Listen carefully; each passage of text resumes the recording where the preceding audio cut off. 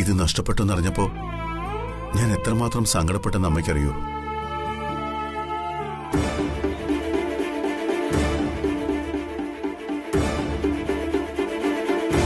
ഇപ്പൊ അമ്മയ്ക്ക് മനസ്സിലായില്ലേ ഞാൻ എന്തുകൊണ്ടാണ് ആ ജ്യോതി ഒഴിവാക്കിയതെന്ന്? ഒരു കാര്യവും ഉത്തരവാദിത്തത്തോടെ കൃത്യമായി സൂക്ഷിക്കാൻ അവൾക്കറിയില്ല. അവളല്ലാതെ മറ്റൊരു പെൺകുട്ടിയായിരുന്നെങ്കിൽ ഇത് നഷ്ടപ്പെടുത്തുമായിരുന്നു. ഇപ്പൊ എനിക്ക് അവളെ വെറുപ്പ. അവളുടെ മുഖം ഓർമ്മയിൽ വന്നാൽ പോലും എനിക്ക് എന്നെ നിയന്ത്രിക്കാൻ കഴിയുന്നില്ല. നോ മൈ സൺ,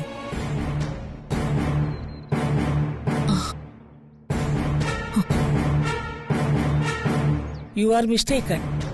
ട്രൂത്ത് വേറെയാണ് മൈ സൺ. ജ്യോതിയല്ല ഈ മോതിരം നഷ്ടപ്പെടുത്തിയത്.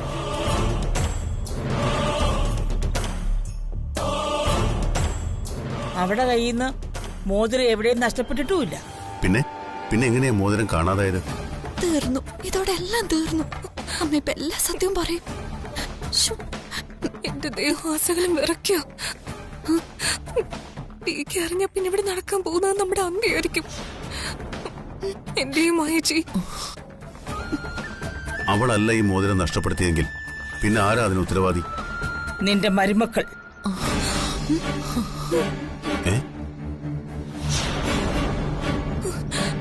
പോയി, എല്ലാം പോയി. അമ്മ എന്താ പറഞ്ഞത്? എന്റെ മരുമക്കൾ കാരണമാണ് ഈ മോതിരം നഷ്ടപ്പെട്ടതെന്നോ? എനിക്കിത് വിശ്വസിക്കാൻ കഴിയുന്നില്ല. വിശ്വസിക്കണം, വിശ്വസിച്ചേ പറ്റൂ. അമ്മ എല്ലാം പറയാം.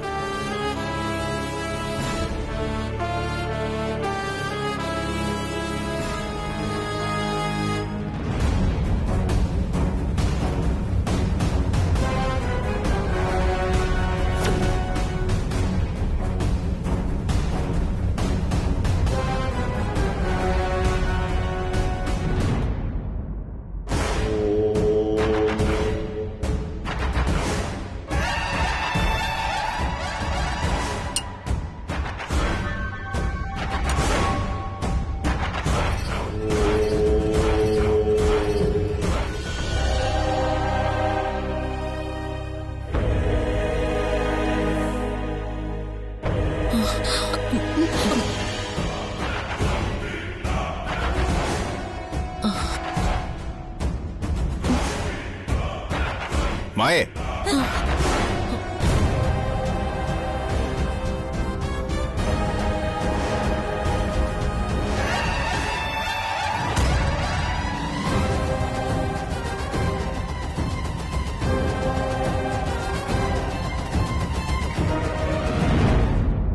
അമ്മ ഈ പറഞ്ഞ സത്യമാണോ? ജ്യോതിയുടെ വീട്ടിൽ പോയി ഈ മോതിരം മോഷ്ടിച്ചത് നിങ്ങളാണോ? എന്താ ചോദിച്ചത് കേട്ടില്ലേ? ആർക്കും ഉത്തരവില്ലേ? നിങ്ങളാണോ ഇത് ചെയ്തതെന്ന്? അതെ. എന്തിന്? ഇവളുമാരുടെ അഹങ്കാരം. അല്ലാതെന്താ?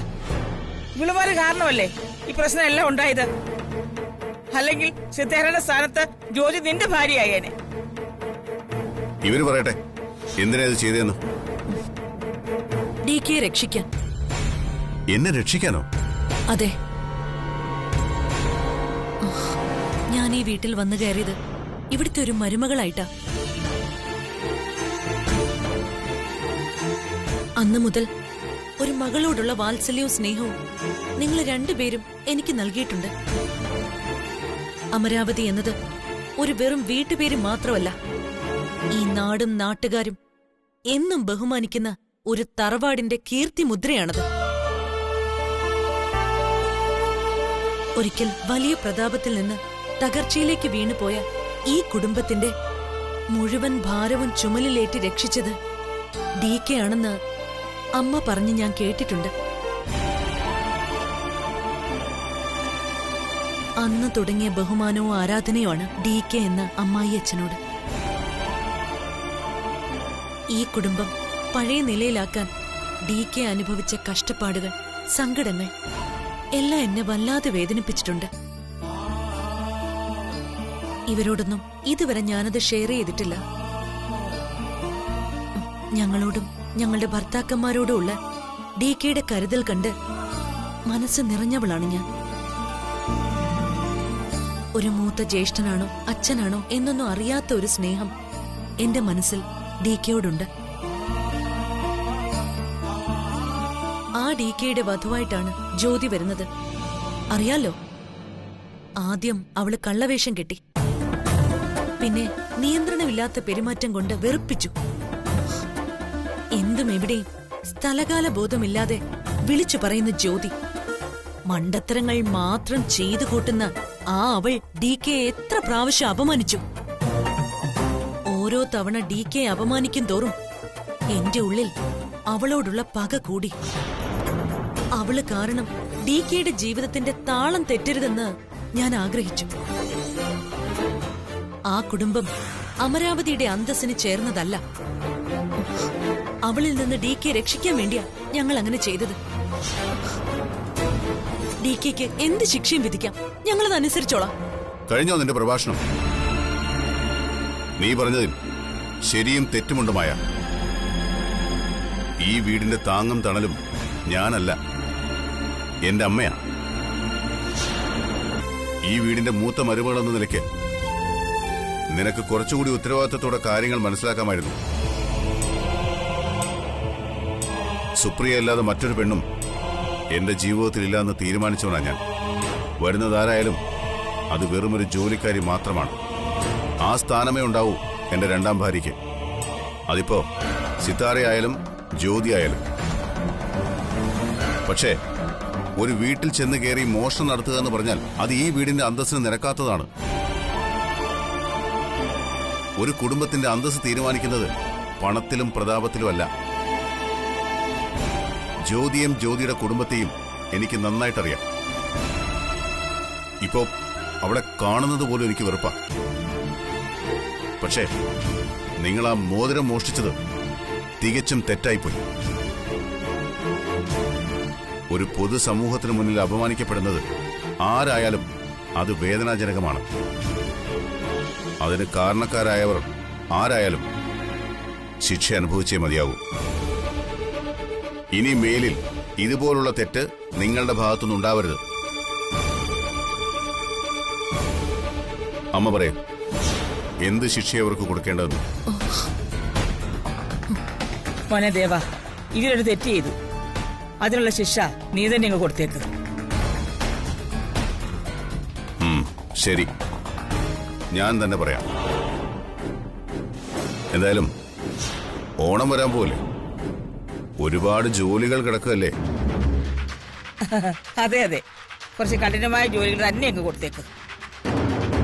എന്റെ കാറ് കഴുകിയിട്ട് കുറച്ച് ദിവസമായി. മായ അത് ചെയ്യണം, ഒറ്റയ്ക്ക്. കാറ് മാത്രമല്ല, ജീപ്പും കൂടി കഴുകിക്കോ. നിങ്ങൾ രണ്ടാളും കൂടി ഈ വീടും പരിസരവും തൂത്തു വൃത്തിയാക്കണം. കൂടാതെ പുറത്തെ പുൽത്തകടിയിലുള്ള കള മുഴുവൻ പറിക്കണം. വേഗം, താമസിക്കണ്ട. You go and do. Go fast.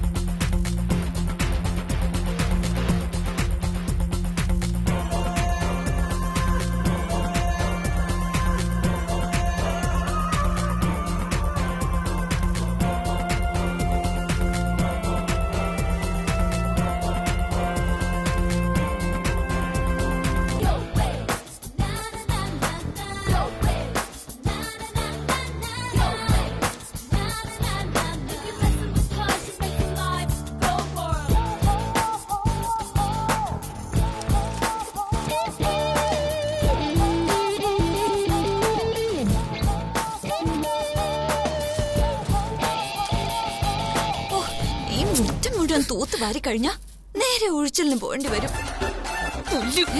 പുല്ലല്ലടി, കള. കള പറിക്കാൻ ഞാൻ പറഞ്ഞത്. കളയ്ക്ക് പകരം പുല്ല് പറിച്ചാലേ അതിനി പ്രത്യേക പണിഷ്മെന്റ് കിട്ടും. ഓ അതല്ല, എനിക്ക് ദേഷ്യം വന്ന് പറഞ്ഞു പോയതാ പുല്ലെന്ന്. ഇതെന്തായാലും ഇത്തിരി കടുത്ത ശിക്ഷയായി പോയി. മഹേഷിയുടെ കാർ വാഷിംഗ് എന്തായോ എന്തോ.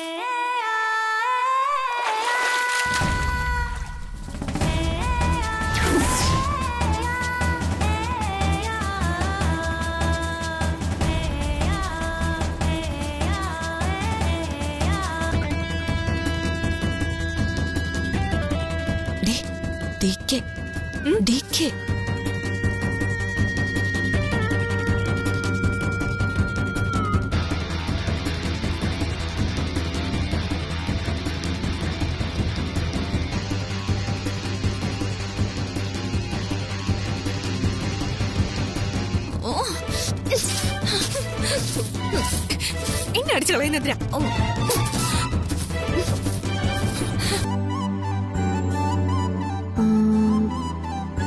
ബെസ്റ്റ് ബേക്കറി 9,000 രൂപ.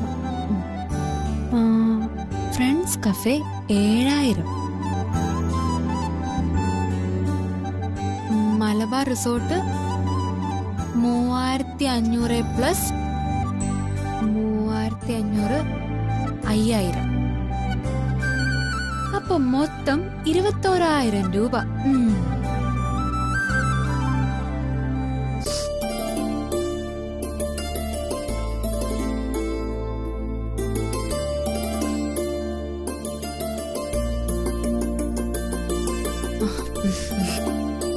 നീ എന്താ ഈ കണക്ക് കൂട്ടുന്നേ? കിട്ടാനുള്ള കാശിന്റെ കണക്കാ. എന്തായാലും ഈ മാസം നല്ല ഓർഡർ ഉണ്ടായിരുന്നു. ആടിയൊക്കെ കൊള്ളാട്ടോ. അതെന്താ? എന്റെ ചേച്ചി മറന്നുപോയോ? അയാളുടെ മുഖത്ത് ചേച്ചി തേച്ച കേക്കിന്റെ കാശ ഈ മാസം എനിക്ക് ആദ്യം കിട്ടിയത്. എന്തായാലും അയാള് നല്ല ഐശ്വര്യമുള്ള ആളാ. അല്ല ചേച്ചി ഇന്നാർക്കാ കേക്ക് കൊണ്ടുപോയേ? അത് പറഞ്ഞില്ലല്ലോ. അയാൾക്ക് തന്നെ, ആ DKക്ക്. DKക്കോ? എന്നിട്ട് നിങ്ങൾ തമ്മിലുള്ള വഴക്കൊക്കെ തീർന്നോ? ഇല്ല, വഴക്ക് തീർക്കാന്ന് വിചാരിച്ചിട്ടാ ഞാൻ അങ്ങോട്ട് പോയത്. പക്ഷെ സംഭവിച്ചത്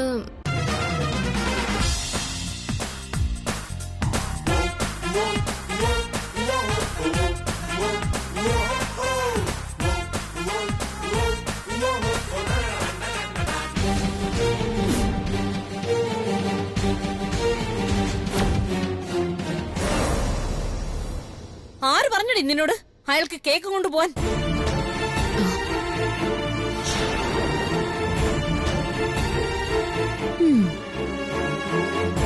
കിട്ടിയ നാണക്കേട് പോരാഞ്ഞിട്ടാണോ പിന്നെ നീ അയാളെ കാണാൻ പോയത്? പറയടി, എന്തിനാ നീ അവിടെ പോയത്? മമ്മി ഇങ്ങനെ ബഹളം വെക്കാതെ, ഞാൻ പറയാം. മമ്മി പറഞ്ഞത് നേരാ. എല്ലാം അവസാനിപ്പിച്ചിട്ട് തിരിച്ചു വന്നതാ. പക്ഷെ ആലോചിച്ചു നോക്കിയപ്പോ ഞാൻ ചെയ്തതിൽ കുറേയേറെ തെറ്റുകളുണ്ടെന്ന് എനിക്ക് മനസ്സിലായി. അതിന് മാപ്പ് പറയാൻ വേണ്ടിട്ടാ ഞാൻ അയാളെ കാണാൻ പോയത്. അതിന് നീ എന്റെ മോളുണ്ടാക്കിയ കേക്ക് കൊണ്ട് എന്തിനാ പോയത്? കാൽക്കൽ കാണിക്ക വെച്ച് മാപ്പ് പറയാനോ? മമ്മി, ഒരു കേക്കിലാണല്ലോ അയാളും ഞാനും തമ്മിലുള്ള യുദ്ധം തുടങ്ങിയത്. അത് അവസാനിക്കുന്നതും അങ്ങനെ തന്നെ ആവട്ടെ എന്ന് കരുതി. എന്നിട്ട് എന്തായി? പിന്നെ അയാളുടെ ചീത്ത കേട്ട് നീ തിരിച്ചു പോന്നോ? പൊട്ടിച്ചന്തയ്ക്ക് പോയ പോലെ. ദേ, ഇനി മേലാൽ നീ അയാളെ കാണാനോ സംസാരിക്കാനോ ശ്രമിക്കരുത്. നാട്ടുകാർ വേറെ വല്ലതൊക്കെ പറഞ്ഞുണ്ടാക്കും. പറഞ്ഞില്ലാന്ന് വേണ്ട.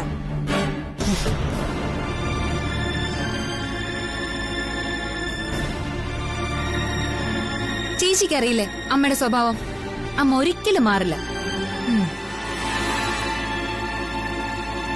സത്യത്തിൽ എന്നെ രക്ഷപ്പെടുത്തിയതിനാ ഞാൻ ആ DKയോട് നന്ദി പറയാൻ പോയത്.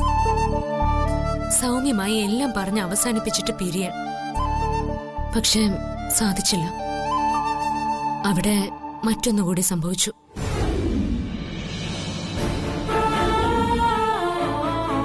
ഇനി നിന്റെ കയ്യിൽ കിടക്കുന്ന മോതിരം എടുക്ക്.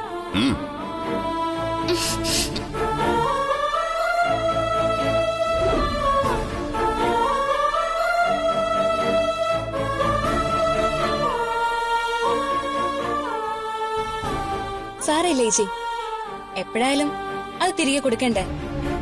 അല്ലെങ്കിൽ ഈ മുടങ്ങിയ വിവാഹത്തിന്റെ മോതിരം ഇനി വിരലിട്ടുകൊണ്ട് നടക്കേണ്ട ആവശ്യമില്ലല്ലോ. ഇന്നത്തോടെ എല്ലാം അവസാനിച്ചു. എന്തോ എനിക്കിങ്ങനെ തോന്നുന്നില്ല. എന്ത്? നിങ്ങൾ തമ്മില് ഇനിയും കാണുന്ന എന്റെ മനസ്സ് പറയുന്നു. അതെന്താ നിനക്ക് അങ്ങനെ തോന്നാൻ? അല്ല, എല്ലാ കാര്യങ്ങളും എന്നോട് പറയുന്ന ചേച്ചി മെഹന്തി ദിവസം DKയുടെ വീട്ടിൽ നിന്ന് ഒളിച്ചോടി പോകുന്ന കാര്യം മാത്രം എന്നോട് മറച്ചു വെച്ചു. ഒരു സൂചനയെങ്കിലും എനിക്ക് തന്നിരുന്നെങ്കിൽ മെഹന്തി ദിവസത്തെ ഒളിച്ചോട്ടവും തുടർന്നുണ്ടായ പ്രശ്നങ്ങളും എല്ലാം ഞാനായിട്ട് ഒഴിവാക്കി തരുമായിരുന്നു.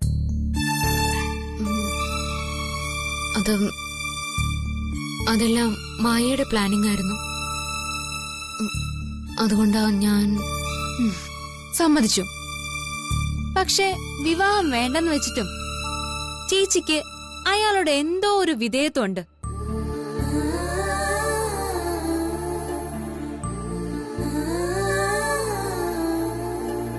പരസ്പരം കീരിയും പാമ്പും പോലെ കടിച്ചു കയറാൻ നിൽക്കുമ്പോഴും ഉള്ളിൽ വളരെ ആഴത്തിലൊരടുപ്പം നിങ്ങൾ തമ്മിലുണ്ട്. ശരിയല്ലേ ചേച്ചി? അയാൾ എന്റെ അനിയത്തിയുടെ ജീവൻ രക്ഷിച്ചതുകൊണ്ട്.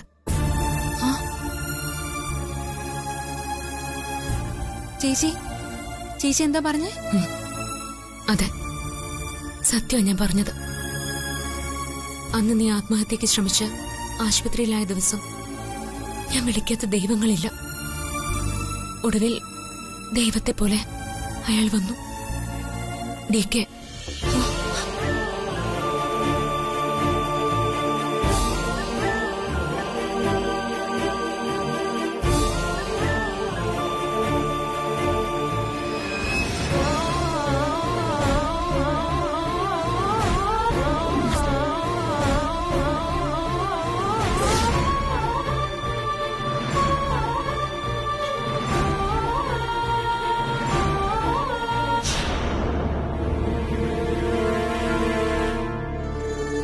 ചേച്ചി, അയാൾ പറഞ്ഞതുകൊണ്ട് മാത്രം ആ ഹോസ്പിറ്റലിൽ അന്ന് നിനക്ക് ചികിത്സ കിട്ടിയതും നീ രക്ഷപ്പെട്ടതും. അപ്പോ അയാള് പുറമെ കാട്ടുപോത്താണെങ്കിലും ഉള്ളില് കുറച്ച് നന്മയൊക്കെ ഉണ്ടല്ലേ? കുറച്ചൊന്നും അല്ല മോളെ. നമ്മൾ അയാളുടെ ജീവിതത്തിന്റെ പരുക്കൻ വശം മാത്രമേ കണ്ടിട്ടുള്ളൂ. മരിച്ചുപോയൊരു ഭാര്യയെ ഇത്രമാത്രം സ്നേഹിച്ച് അവരുടെ ഓർമ്മയിൽ മാത്രം ജീവിക്കുന്ന ഒരു ഭർത്താവിനെ വേറെ എവിടെ കാണാൻ കഴിയും? ഭാര്യ മരിച്ചിട്ടും അവൾക്ക് വേണ്ടി ജീവിക്കുക, എല്ലാം ഭാര്യയുടെ ആഗ്രഹങ്ങൾക്ക് വേണ്ടി സമർപ്പിക്കുക. മറ്റൊരു പെണ്ണ് അയാളുടെ അരികിലേക്ക് ചെല്ലാതിരിക്കാൻ അയാൾ ചുറ്റിനൊരു വേലി കെട്ടി. ഒരു പെണ്ണിനും അംഗീകരിക്കാൻ കഴിയാത്ത 7 കണ്ടീഷൻസ് കൊണ്ട്. ആ പിരിച്ചുവെച്ച മീശയും കത്തുന്ന നോട്ടവും ഒട്ടും ഭയമില്ലാത്ത പെരുമാറ്റവും അയാൾക്കൊരു മറയാണ്. മറ്റൊരു സ്ത്രീയെ സ്നേഹിക്കാൻ അയാൾക്ക് ഈ ജന്മത്ത് കഴിയില്ല. അങ്ങനെയുള്ള ഒരാളുടെ കൂടെ ജീവിക്കാൻ എനിക്കും കഴിയില്ല.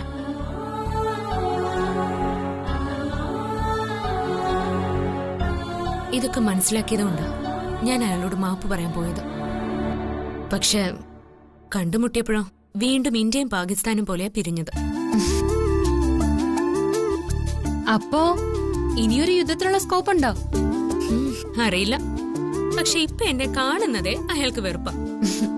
അതുകൊണ്ടാ അയാൾ ആ കേക്ക് എന്റെ മുന്നിൽ തന്നെ വലിച്ചെറിഞ്ഞതും മോതിരം തിരികെ ഊരി വാങ്ങിച്ചതും. ഇനി തമ്മി കണ്ട ആ കാഴ്ച എങ്ങനെയായിരിക്കുമെന്ന് പ്രവചിക്കാനേ പറ്റില്ല. ചിലപ്പോ അയാൾ എന്നെ കൊന്നൊന്നും വരും.